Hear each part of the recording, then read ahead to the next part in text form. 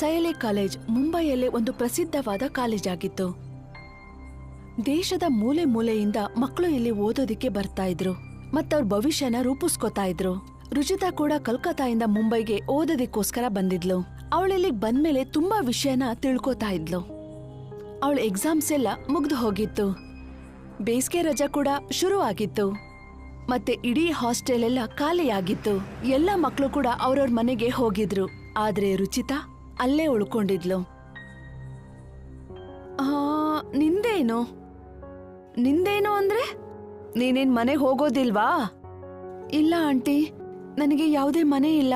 ನಾನೊಬ್ಳು ಅನಾಥೆ. ನಾನಿಲ್ಲಿಂದ ಹೋಗ್ಬೇಕಂದ್ರೂ ಅದು ಯಾವ್ದಾದ್ರೂ ಹಾಸ್ಟೆಲಿಗೆ ಹೋಗ್ಬೇಕಷ್ಟೆ. ಅದಕ್ಕೆ ನನಗೆ ಇಲ್ಲೇ ಸರಿ ಅನ್ಸುತ್ತೆ.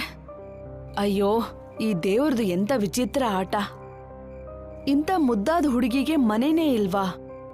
ಆದ್ರೆ ಪರವಾಗಿಲ್ಲ ಬಿಡು, ನಾನಿದ್ದೀನಲ್ವಾ. ನಾನು ರಜದಲ್ಲೂ ಕೂಡ ನಿನಗೆ ತುಂಬಾ ಒಳ್ಳೆ ಅಡಿಗೆನ ಮಾಡಿ ಬಡಿಸ್ತೀನಿ, ಆಯ್ತಾ? ಅವಾಗ್ ನಿನಗೆ ಒಬ್ಬಂಟಿತನ ಅಂತ ಅನ್ನಿಸ್ಲೇಬಾರ್ದು. Thank you aunty.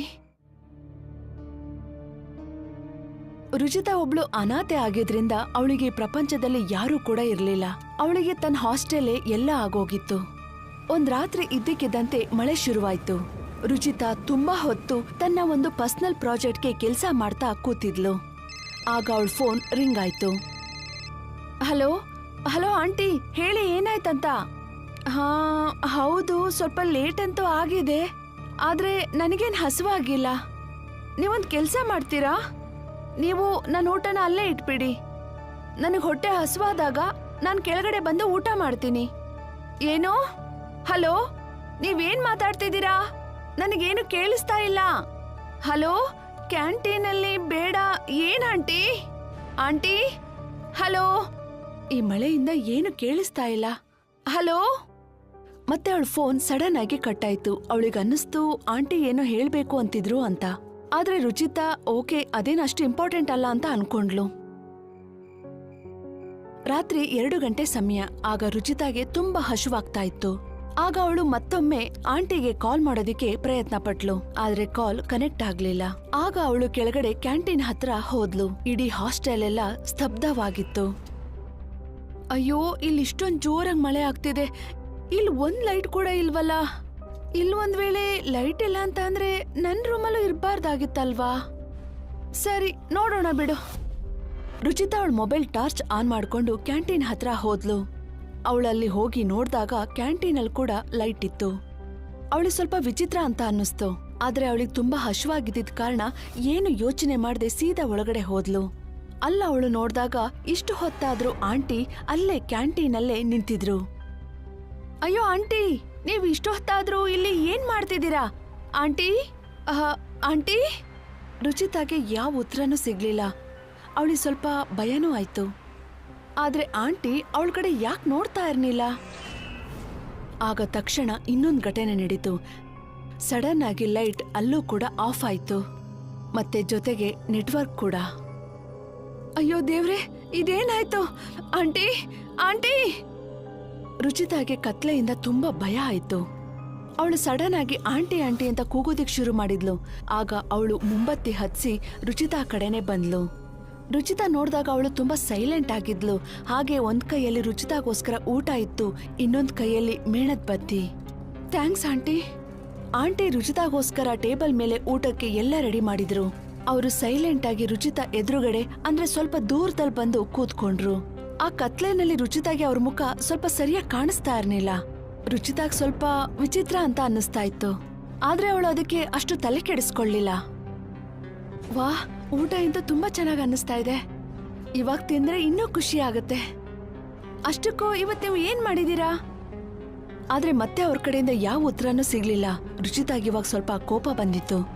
ಅವಳು ಸಡನ್ ಆಗಿ ತಟ್ಟೆಗೆ ಮುಚ್ಚಿದ ಪ್ಲೇಟಿನ ತೆಗೆದ್ಲು. ಮತ್ತೆ ಅದರಿಂದ ಸ್ವಲ್ಪ ವಾಸನೆ ಕೂಡ ಬಂತು. ಆದ್ರೆ ಆ ವಾಸನೆ ಎಷ್ಟು ಕೆಟ್ಟದಾಗಿತ್ತು ಅಂದ್ರೆ ರುಚಿತಾಗೆ ವಾಂತಿ ಬರೋ ತರ ಆಯ್ತು. ಛೀ ಆಂಟಿ, ಇದೇನ್ ಮಾಡಿದೀರಾ ನೀವು? ಇದ್ರ ವಾಸನೆ ಯಾಕೆ ಇಷ್ಟು ಕೆಟ್ಟದಾಗಿ ಬರ್ತಾ ಇದೆ? ಇದು ಯಾವ ತರ ಅನಿಸ್ತಾ ಇದೆ ಅಂದ್ರೆ ಇದು ಯಾರ್ದೋ ರಕ್ತನಾ? ಹಾ, ಅಂದ್ರೆ ಅದೇ ರೀತಿ ಏನೋ. ಅಷ್ಟಕ್ಕೂ ನಿಮ್ ವಾಯ್ಸಿಗೆ ಏನಾಯ್ತು? ಒಂಥರ ಅನ್ನಿಸ್ತಾ ಇದೆ. ಮಳೆ ಬರ್ತಿದ್ಯಲ್ಲ, ಅದಕ್ಕೆ ಆ ರೀತಿ ಅನ್ನಿಸ್ತಾ ಇದೆ. ಊಟ ಏನು ಕೆಟ್ಟು ಹೋಗಿಲ್ಲ. ನಾನು ಚಿಕನ್ ಮಾಡಿದ್ದೀನಿ. ಏನು ಚಿಕನ್ನ? ಆದ್ರೆ ನಾನು ಚಿಕನ್ ತಿನ್ನೋದಿಲ್ವಲ್ಲ. ಆದ್ರೆ ನೀವು ಆದ್ರೂ ಮಾಡಿದ್ದೀನಿ. ನನಗೆ ತುಂಬಾ ಇಷ್ಟ ಆಗ್ತಾ ಇತ್ತು, ಅದಕ್ಕೆ. ನಿನಗೆ ತಿನ್ನೋಕಿಷ್ಟ ಇಲ್ಲ ಅಲ್ವಾ, ಅದಕ್ಕೆ ನಿನಗೆ ಅದ್ರ ವಾಸನೆ ಚೆನ್ನಾಗಿ ಅನ್ನಿಸ್ತಾ ಇಲ್ಲ ಅಂತ ಅನ್ಸುತ್ತೆ. ರುಚಿತಾಗೆ ಆಂಟಿ ವರ್ತನೆ ಯಾಕೋ ಸರಿ ಇಲ್ಲ ಅಂತ ಅನ್ನಿಸ್ತು. ಅವಳು ಹಿಂಸೆಯಿಂದನೇ ಆ ಊಟನ ಮಾಡೋದಕ್ಕೆ ಶುರು ಮಾಡಿದ್ಲು. ಆದ್ರೆ ಕತ್ಲೆನಲ್ಲಿ ಅವಳಿಗೆ ಏನು ಕಾಣಿಸ್ತಾ ಇರ್ಲಿಲ್ಲ. ಅವಳಿಗೆ ಆ ಊಟ ತುಂಬಾ ವಿಚಿತ್ರ ಅನ್ನಿಸ್ತಾ ಇತ್ತು. ಅವಾಗ ಮುಂದೆ, ಆಂಟಿ, ನೀವು ನಿಜವಾಗ್ಲೂ ಚಿಕನ್ನೇ ತಾನೇ ಮಾಡಿರೋದು? ಅಂದ್ರೆ ಮೊದ್ಲು ನಾನು ಯಾವತ್ತೂ ತಿಂದಿಲ್ಲ, ಅದ್ರಲ್ಲೂ ಇದು ತುಂಬಾ ಒಂಥರ ಅನ್ನಿಸ್ತಾ ಇದೆ. ಇದ್ರ ಟೇಸ್ಟ್ ಒಂಥರ ಅನ್ನಿಸ್ತಾ ಇದೆ, ಮತ್ತೆ ವಾಸನೆ ಕೂಡ ಒಂಥರ ಡಿಫ್ರೆಂಟ್ ಆಗಿದೆ. ಅದಕ್ಕೆ ಇದು ಒಂಥರ ಅನ್ನಿಸ್ತಾ ಇದೆ, ಇದು ಯಾರ್ದೋ ರಕ್ತ ಇರಬಹುದು ಅಂತ. ತುಂಬಾ ಯೋಚನೆ ಮಾಡಿದ್ರೆ ತಿನ್ನೋದಿಕ್ಕೆ ಖುಷಿ ಸಿಗೋದಿಲ್ಲ. ನೀನು ತಿನ್ನೋದ್ರಲ್ಲಿ ಗಮನ ಕೊಡು. ರುಚಿತಾ ಆಂಟಿ ಹೇಳಿದ್ರು ಅಂತ ಊಟ ಮಾಡೋದಿಕ್ಕೆ ಶುರು ಮಾಡಿದ್ಲು. ಆದ್ರೆ ಆ ಊಟನ ಅವಳಿಗೆ ತಿನ್ನೋದಿಕ್ಕೆ ಆಗ್ತಾ ಇರ್ಲಿಲ್ಲ. ಅವಾಗ ಆಂಟಿ ಏನೋ ಮಾತಾಡೋದಿಕ್ಕೆ ಶುರು ಮಾಡಿದ್ರು. ನಿನಗ್ ಗೊತ್ತಾ, ಇವತ್ ನಿನ್ನ ನೋಡಿ ನನಗ್ ಯಾರ್ದೋ ನೆನ್ಪಾಗ್ತಾ ಇದೆ. ಒಬ್ಳು ಹುಡುಗಿ ಇದ್ಲು, ಸೇಮ್ ನಿನ್ ಥರಾನೇ, ನೋಡೋದಿಕ್ಕೆ ಸುಂದರವಾಗಿ ತುಂಬಾ ಚೆನ್ನಾಗಿದ್ಲು. ಅವಳಿಗೂ ಚಿಕನ್ ಅಂದ್ರೆ ಸ್ವಲ್ಪನೂ ಇಷ್ಟ ಇರ್ಲಿಲ್ಲ. ಯಾವಾಗ್ಲೂ ನಾಟಕ ಮಾಡ್ತಾ ಇದ್ಲು. ಅವಳಿಗೂ ಒಂದಿನ ಯಾವ್ದೋ ಕೆಲ್ಸದಿಂದ ಬರೋದು ತುಂಬಾ ಲೇಟ್ ಆಗಿತ್ತು. ಆಮೇಲೇನು, ನಾನಿಲ್ಲಿ ಇರ್ತಾ ಇರ್ಲಿಲ್ಲ. ಅವಾಗ ಬೇರೆ ಯಾರೋ ಇದ್ರು. ರಾಮು ಇದ್ದ ಅವಾಗ ಇಲ್ಲಿ. ಅವತ್ತು ರಾಮು ಆ ಹುಡುಗಿಗೋಸ್ಕರ ಚಿಕನ್ ಮಾಡಿದ್ದ. ಅದನ್ನ ಆ ಹುಡುಗಿ ತಿನ್ಲಾ? ಇಲ್ಲ, ಅವಳು ಬರೀ ತಿನ್ನೋ ತರ ನಾಟಕ ಆಡ್ತಾ ಇದ್ಲು. ಹೇಗಂದ್ರೆ ಇವಾಗ ನೀನ್ ಮಾಡ್ತಿದ್ಯಲ್ಲ ಆ ರೀತಿ. ನಿನ್ ಗಮನ ಎಲ್ಲ ನನ್ ಕಡೆನೇ ಇದೆ. ನೀನು ಒಂದ್ ಸ್ವಲ್ಪನೂ ತಿಂತಾನೇ ಇಲ್ಲ. ರುಚಿತಾಗೆ ಭಯ ಆಯ್ತು. ಮತ್ತೆ ಅವಳು ಊಟನ ಮಾಡೋದಿಕ್ಕೆ ಶುರು ಮಾಡಿದ್ಲು. ನಾನ್ ತಿಂತಿದ್ದೀನಿ. ಆಮೇಲೇನಾಯ್ತು? ಏನೂ ಇಲ್ಲ. ರಾಮುಗೆ ಕೋಪ ಬಂತು. ಅವನು ಅವಳಿಗೋಸ್ಕರನೇ ಚಿಕನ್ ಮಾಡಿದ್ದ. ಆದ್ರೆ ಅವಳಿಗೆ ರಾಮು ಮೇಲೆ ಪ್ರೀತಿ ಆಗ್ಲಿ ವಿಶ್ವಾಸ ಆಗ್ಲಿ ಇರ್ಲಿಲ್ಲ. ಪ್ರೀತಿನಾ? ಹಾ, ರಾಮು ಅವಳನ್ನ ತುಂಬಾ ಪ್ರೀತಿಸ್ತಾ ಇದ್ದ. ಆದ್ರೆ ಏನ್ ಮಾಡೋದು, ಅವಳು ತುಂಬಾ ದೊಡ್ಡವ್ರ ಮನೆ ಹುಡುಗಿ, ಮತ್ತೆ ರಾಮು ಒಬ್ಬ ಕೆಲ್ಸಗಾರ ಆಗಿದ್ದ. ಅವನು ಯಾವಾಗ್ಲೂ ಅವಳ ಬಗ್ಗೆನೇ ಚಿಂತೆ ಮಾಡ್ತಾ ಇದ್ದ. ಅವಳನ್ನ ಬೇರೆಯವ್ರ ಜೊತೆ ನೋಡಿದ್ರೆ ಅವನಿಗೆ ತುಂಬಾ ಕೋಪ ಬರ್ತಾ ಇತ್ತು. ಅವನಿಗೆ ಹೇಗ್ ಅನ್ನಿಸ್ತಿತ್ತು ಅಂದ್ರೆ ಯಾರನ್ನಾದ್ರೂ ಸಾಯಿಸ್ಬಿಡ್ಬೇಕು ಅಂತ. ಏನೋ? ಹಾ. ಆಮೇಲೇನು, ಅವಳು ಹಾಗೆ ಚಿಕನ್ ತಿನ್ನೋ ತರ ಶುರು ಮಾಡಿದ್ಲು. ಇನ್ನೇನ್ ಮಾಡ್ತಾಳೆ, ರಾಮು ಅವಳು ಎದುರುಗಡೆನೆ ಕೂತಿದ್ನಲ್ಲ, ಅವಳು ಒಂದೊಂದೇ ಪೀಸನ್ನ ತಿನ್ನೋದಿಕ್ ಶುರು ಮಾಡಿದ್ಲು. ಅದು ಕೂಡ ನಿಧಾನವಾಗಿ. ಸಡನ್ ಆಗಿ ಕೂಗೋದಿಕ್ ಶುರು ಮಾಡಿದ್ಲು. ಏನು? ಯಾಕೆ? ಅವಳು ಅನ್ಕೊಂಡ್ ಹಾಗೆ ಅದು ಚಿಕನ್ ಆಗಿರ್ನಿಲ್ಲ, ಯಾರ್ದೋ ಮನುಷ್ಯಂದು ಮಾಂಸ ಆಗಿತ್ತು. ಅದನ್ನೇ ಅವಳು ತಿಂತಾ ಇದ್ದಿದ್ದು. ಏನು? ರುಚಿತಾಗೆ ತುಂಬಾ ಭಯ ಆಗ್ತಾ ಇತ್ತು. ಅವಳಿಗೆ ಏನ್ ಮಾಡ್ಬೇಕು ಅಂತ ಅರ್ಥ ಆಗ್ಲಿಲ್ಲ. ಅವಳು ಆ ಪೀಸನ್ ತಗೊಂಡು ಅಲ್ಲಿ ಇಲ್ಲಿ ಕೈ ಆಡಿಸ್ತಾ ಇದ್ಲು. ಅಂದ್ರೆ ಅವರಿಗೆ ಅವಳು ಊಟ ಮಾಡ್ತಿದ್ದಾಳೆ ಅಂತ ಅನ್ನಿಸ್ಬೇಕು ಅನ್ನೋ ಹಾಗೆ. ಅಯ್ಯೋ, ನೀನ್ ಹೆದರ್ಕೊಂಡ್ಯಾ? ಇಲ್ ನೋಡು, ಇದು ಯಾರೋ ಹೇಳಿದ ಕತೆ, ಇದ್ರ ಮೇಲೆಲ್ಲ ನಂಬಿಕೆ ಇಡ್ಬೇಡ. ನೀನ್ ತಿನ್ನು, ನಾನು ಚಿಕನ್ನೇ ಮಾಡಿರೋದು. ಚೆನ್ನಾಗಿದೆ ಅಲ್ವಾ? ನಾನು ಆ ಸ್ಪೆಷಲ್ ರೆಸಿಪಿ ಕೂಡ ಕಲ್ತು ಮಾಡಿದ್ದು. ಈಗ ಅದನ್ನೇ ಮಾಡಿರೋದು. ಹೌದಾ? ಅಂದ್ರೆ ನೀವು ಹೇಳ್ತೀರಾ ಅದು ರೆಸಿಪಿ ಯಾವುದು ಅಂತ? ನಾನು ಕೂಡ ಕಲಿಬಹುದಲ್ವಾ? ನಿನಗ್ ಗೊತ್ತಿದ್ಯಾ, ಅವಳು ಕೂಡ ರಾಮು ಹತ್ರ ಹೀಗೆ ಕೇಳಿದ್ಲು, ಗೊತ್ತಾ? ಹಾಗಾದ್ರೆ ರಾಮು ಏನಾದ್ರೂ ಹೇಳಿದ್ನಾ? ಇಲ್ಲ, ಅವನಿಗೆ ಕೋಪ ಬಂದಿತ್ತು. ಅವರಿಬ್ರಿಗೂ ಜಗಳ ಆಯ್ತು, ತುಂಬಾ ದೊಡ್ಡ ಜಗಳ. ರಾಮು ತುಂಬಾ ಕೋಪದಲ್ಲಿದ್ದ. ಅವನು ಮಾರನೇ ದಿನದಿಂದನೇ ಈ ಕೆಲ್ಸನ ಮಾಡೋದನ್ನ ನಿಲ್ಲಿಸ್ಬಿಟ್ಟ. ಆಮೇಲೆ ನಾನಿಲ್ಲಿ ಕೆಲ್ಸಕ್ ಬಂದೆ. ಪಾಪ ರಾಮು. ನಿನಗ್ ಗೊತ್ತಾ, ರಾಮು ನನಗ್ ಹೇಳಿದ್ದ, ಅವತ್ತು ಆ ಹುಡುಗಿಗೆ ಅದು ಕೊನೆ ದಿನವಾಗಿ ಪರಿಣಾಮ ಬೀರಿತ್ತು. ಅವಳಿಗೆ ಸ್ವಲ್ಪ ದಿನದ ಹಿಂದೆನೆ ಎಂಗೇಜ್ಮೆಂಟ್ ಕೂಡ ಆಗಿತ್ತು. ಅವಳ ಕೈಯಲ್ಲಿ ವಜ್ರದ ಉಂಗುರ ಕೂಡ ಇತ್ತು. ರಾಮುನೇ ನೋಡಿದ್ದ, ಆದ್ರೆ ಅವನು ಎಲ್ಲದನ್ನು ಹಾಳು ಮಾಡ್ಬಿಟ್ಟ. ಅವಳನ್ನ ಕೊಂದು ಹಾಕ್ಬಿಟ್ಟ. ರುಚಿತಾ ಚಿಂತೆ ಮಾಡ್ತಾ ಇದ್ಲು. ಅವಾಗ ಅವಳು ಊಟದಲ್ಲಿ ಏನೋ ಸಿಕ್ಕಿದ ಹಾಗೆ ಅನ್ನಿಸ್ತು. ಅದು ನೋಡ್ದಾಗ ಅದು ಡೈಮಂಡ್ ರಿಂಗ್ ಆಗಿತ್ತು.